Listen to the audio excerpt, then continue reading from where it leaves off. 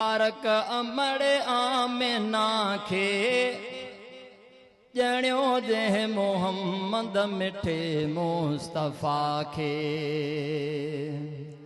मुबारक मुबारक अमड़ आमिना खे, मुबारक मुबारक अमड़ आमिना खे ॼणियो जंहिं मोहम्मद मिठे मुस्तफ़ा खे, ॼणियो जंहिं मोहम्मद मिठे मुस्तफ़ा खे।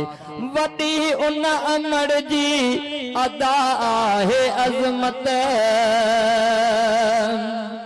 वॾी उन अमड़ जी अदा आहे अज़मत, वधाई उन जी खुदा आहे अज़मत।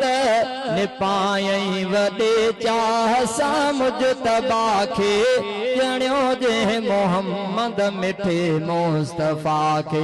मुबारक मुबारक अमड़ आमिना खे, मुबारक मुबारक अमड़ आमिना खे ॼणियो जंहिं मोहम्मद मिठे मुस्तफ़ा खे। मिलियो ॿार जंहिंखे दिलनि जो तबीबा, मिलियो ॿार जंहिंखे दिलनि जो तबीबा, कयो रब उन्हीअ खे त पंहिंजो हबीबा।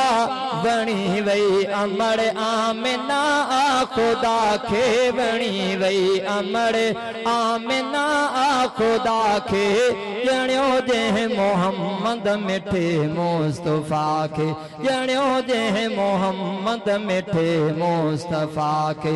मुबारक मुबारक अमड़ आमिना खे, मुबारक मुबारक अमड़ आमिना खे, ॼणियो जंहिं मोहम्मद मिठे मुस्तफ़ा खे। खणी जे घुमे पई ककर छांव कनि पिया, खणी जे घुमे पई ककर छांव कनि पिया। कदम बि पत्थर थी पछम बि वञनि पिया, कदमनि में पत्थर बि पछम थी वञनि पिया। ॾिनी जंहिं आलोली त ख़ैर वरा खे, ॾिनी जंहिं तलोली आ ख़ैर वरा खे, ॼणियो जंहिं मोहम्मद मिठे मुस्तफ़ा खे। मुबारक मुबारक अमड़ आमिना खे, ॼणियो जंहिं मोहम्मद मिठे मुस्तफ़ा खे। मिलियो आ असांखे मुक़दर में अरबी, सना थो लिखे ही फरमान उन जी। मिलियो आ असांखे मुक़दर में अरबी, सना थो लिखे ही फरमान उन जी।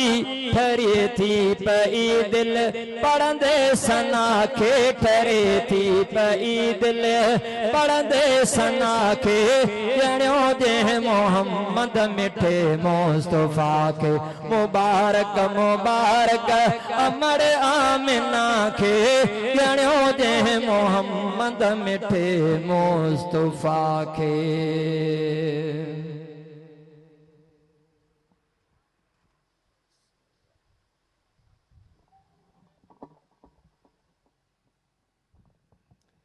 ये जनाब मोहतरम गुलाम सरवर मल्ला साहब हिन वक़्त मां बयान